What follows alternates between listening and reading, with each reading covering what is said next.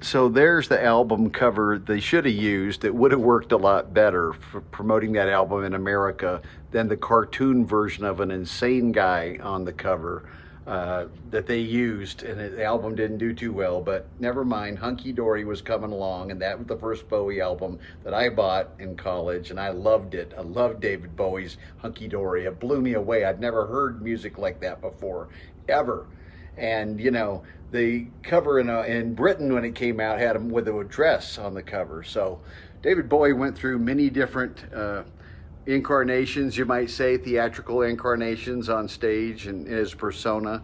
And I just watched that film Stardust, and I got to tell you, I read some of the online reviews. I was just curious what the critics thought about it. They panned it. It got like a 4.7 rating on IMDb.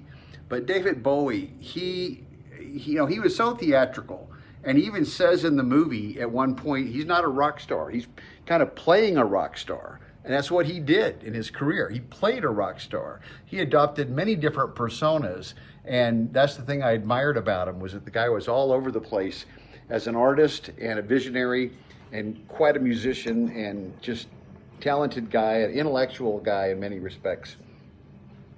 So I want to give a quick review here on the film, and I'll try to get the lighting so I'm not totally in the shadows here. And this movie Stardust, it came out in 2019. I'd never even heard about it. That's how it just came and went. IFC produced it, and it didn't get a heavy promotion or anything that I'm aware of, so I didn't know anything about it. Right now, if you try to buy it on eBay, it's $100. Okay, it's kind of a rare item already, I guess. Or you can rent it on YouTube for $4 or $5, or you can buy it for 15 or 20, depending if you want the high def version. But if you're a David Bowie fan, you don't want to miss this movie. So one of the criticisms on the Roger Ebert website, that somebody's doing reviews for the Roger Ebert, of course he's been deceased for a while, but it's called Roger Ebert Reviews. They criticized it heavily, saying, oh, the guy didn't look anything like Bowie. You find me somebody out there who looks exactly like David Bowie. Good luck. Nobody looks exactly like David Bowie, or ever did look like him, I don't think. If you got somebody who looked closer, they probably wouldn't be able to act, okay? They criticized the accent, said he didn't speak anything like Bowie. I disagree. I thought he did a really pretty good job imitating the voice of David Bowie. Now, it's unauthorized, so they could not use any of the music and do like his life story or something like that. And that probably would be too much to cover. His life story, are you kidding me? There'd be like a million things you'd want to put in it, and how would you select the ones that would be the best? I think they did a great job covering the early year, right before he had his big breakout. I mean, he was already recording in the mid to late 60s, and he was off, becoming a musician, but this was in 1970, late 70, early 71 maybe. He's promoting the album, The Man Who Sold the World, which really is a really good album. And the one publicist that he had there that was working with him in America, when he comes over, he thinks he's coming over to do a tour. Turns out he didn't have his green card, and he hadn't have his paperwork in order, so he could not perform. So all he was allowed to do was go around and do a few little gigs for private parties, and then mostly go to radio stations and talk to a few interviewers. And he was very disappointed, of course. Who wouldn't be? You come to America for your big debut, you can't do anything. He thinks he meets the Velvet Underground Lou Reed, and it turns out he's meeting one of the other guys, the fill-in guy that subbed for him. And, it wasn't really Lou Reed, and he didn't even know. He meets Andy Warhol, and Andy Warhol is not impressed with him and kind of snubs him. Of course, later, Warhol, I think, comes around with him a little bit. Who knows how it really went down. But the film looked really good. They captured that era really well, both in England and in America. The feel of that time period, because I was around then, and I'm going to tell you, it's pretty accurate. They capture some moments in Bowie's life when he was very insecure. He wasn't very confident. He was battling this concept or idea he had in his mind that he was going to lose his mind. He was indulging in a lot of drugs, no doubt some heavy drugs back then early on that were available in the early 70s. I did a lot too, believe me. They can fry your brain. The acid and the hash and the stuff that was around then, the downers, uppers, all of it. And Bowie in the film, keeps having these flashbacks with his brother and encounters with his brother, his older brother, who was mentally schizophrenic or something, had a lot of serious mental illness, wound up, I believe, committing suicide. He died anyway. And so Bowie's haunted by that. And we see that depicted in the film. His wife, Angie, she doesn't come off looking that great, but I think in real life, she was a little bit more like the way she's shown in the movie, as far as I could ever tell. She was very influential for Bowie in terms of his dress and his style, his persona he adopted. She had a big influence on him. And of course, they had the son that she's pregnant with, Zowie, in the film. I just thought it was really well done. The publicist that he has for Mercury Records when he comes to America, the guy's knocking himself out, doing the best he can to get him some publicity. And he really likes Bowie and his music. He likes it a lot. Bowie almost finds that hard to believe that he really likes him, but he does. But Bowie treats him kind of poorly. He does some crazy things like going off snorting coke, banging a woman, having sex with her when the guy's trying to get him some publicity and some interviews, and he's back there having sex already. And that Bowie had a lot of sex, we know that. I mean, there's stories that he even had sex with 13-year-old girls. So come on, the guy was a little bit over the top, you might say, or under the hood. I don't know what the expression would be, but he was extreme in his sexuality. And he's well known to have had a few bisexual encounters with Mick Jagger, famously, they say. Who knows? I mean, I don't really care. But he turned out, he was heterosexual in the end. He married Iman, the model, in a famous marriage, and had a daughter. So he turned out, in the end, Bowie was still very much an adventurer, an experimentalist with his music. He did dabble in rock, pretty, metal rock with Tin Machine for a while. And of course, he did a lot of rock music throughout the years, but he wasn't really an all-out rock and roller. That really wasn't his thing. He was very theatrical. He was influenced by artists like Anthony Newley, and that had a big impression on him. And I believe Scott Walker. If you go back and listen to the records of Scott Walker, who is fabulous, there's a lot of influence on Bowie, a lot of influence. I can hear it. And not to say Bowie wasn't original and very creative. I mean, he was. But of course, he was influenced by other people, as all artists are. The Beatles were influenced by Chuck Berry and, Little Richard, and, come on. We all have Everly Brothers. We all have influences, and I have them, and you have them, and we all do. So I think the film deserves better rating and more, respect than it's getting right now. Apparently, it's just an obscure film nobody even much knows about. I don't know if you know about it, but if you're a David Bowie fan, you want to seek this movie out and see it.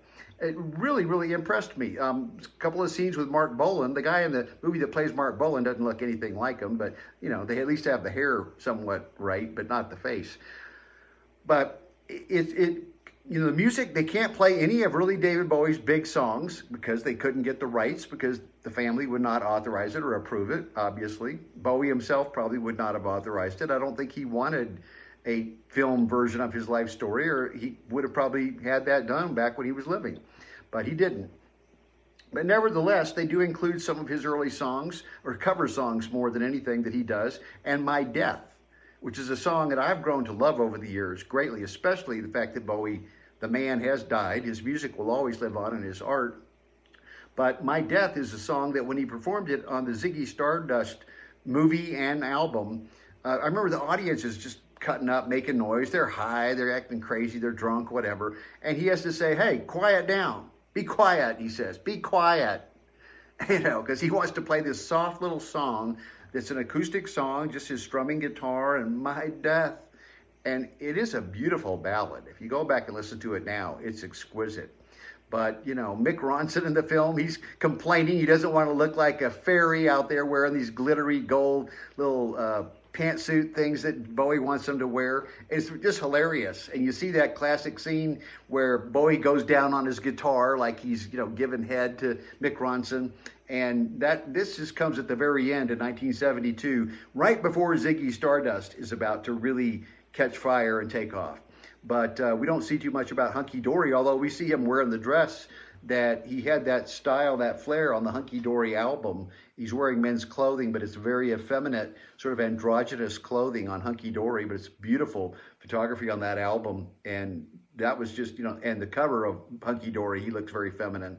So Bowie was one who was pushing the boundaries back then in terms of this male, female, masculine, feminine thing and exploiting it to his own benefit. He knew just what he was doing. He couldn't get anybody to really give him a serious interview or any attention in the years preceding up to that point. And then all of a sudden, all the reporters want to come in and see him and talk to him. They're fascinated with him. And then he says, no, leave them out. He's the alien persona starting to develop there, and he doesn't want anybody coming in and talking to the alien and finding out too much about him. Then he's playing it kind of cool and sly. So I'll tell you, I'm gonna watch this movie again. I'll rent it on YouTube, I guess, and do the streaming thing and watch it. But I got the Netflix movie by mail and watched it tonight, and I was really impressed. I really enjoyed the film Stardust. I think you ought to check it out. Even if you're not a big David Bowie fan, after you watch this film, you might be. And it's a capsule, little summary here of his pre-big fame career, and I think it plays really well. Check out Stardust.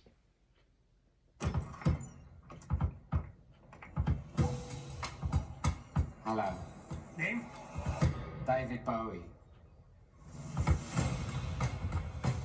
12 singles, every one a total failure, except Space Oddity.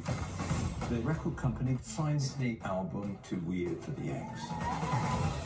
I need to be known. I need them to know me. There's only one guy at Mercury who doesn't hate your new record with every bone in his body. David Bowie, I presume. Ron Oberman, Mercury Records. We got a packed couple weeks coming up. Chicago, Philadelphia, New York, and then out to LA. I think we've made it work. All it takes is one believer to change the world. And we got two. Two? You believe in yourself, don't you? I think you're going to be the biggest star in America. This is a clean family rock station, so keep it safe. Tell me about the new album. What's it all about? It's about the years I spent dressing in women's clothes and getting laid. You want to know why it's not working? If anyone dares to ask you about your actual work, you just do the mystical mime act. There is no authentic me. It's just fear.